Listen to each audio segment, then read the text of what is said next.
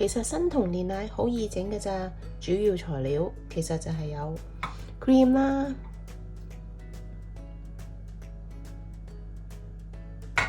然後糖，仲有牛油。好啦，落邊樣先好咧？首先就落咗個 cream 先啦。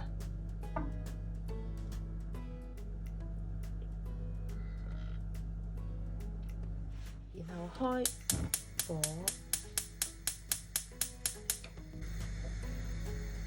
唔好太大，因為奶啊類嘅嘢就好容易滾瀉嘅。等係暖一暖先，然後就其實有啲咧就會用糖，嗰啲矽藻糖啊或者羅漢果糖嘅，而我就比較鍾意用糖粉，因為糖粉咧比較幼細，整出嚟就比較滑。咁當然要少時間去撈佢啦。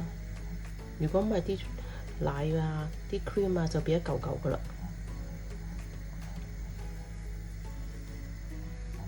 煮煉奶就要好多時間，要慢慢煮，要好耐性。如果唔係就好容易燶或者會滾瀉。跟住就慢慢輕輕攪下攪下，兩中火先啦。到佢見到開始滾啦，就開始用慢火去煮。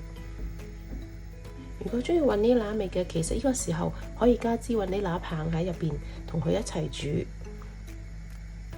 雲呢拿棒係將佢搣開，將佢撩啲籽出嚟，咁啊慢慢一齊咁落去煮㗎。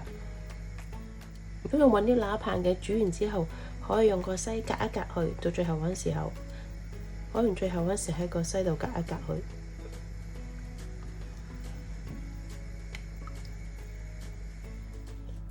咁有啲人可能問，蒸走1/3，咁大概要蒸幾耐啊？咁慢慢攪住煮，其實我估你至少都要半個鐘頭左右咯。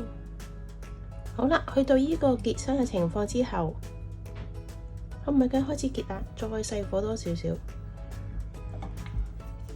熄一熄佢先，睇下仲有冇啲粒粒嘅情況。如果係可能順片嘅時候壓一壓佢。好啦，然後可以加略略少少鹽去帶味。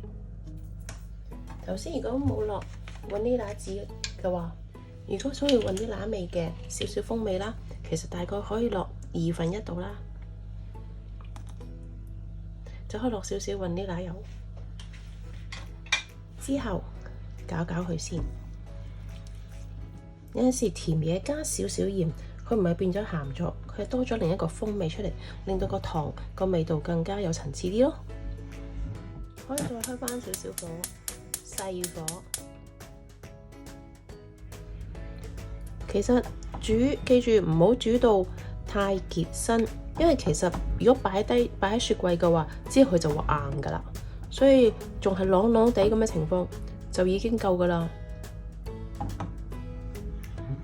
熄火，搞掂，咁就可以入樽咯。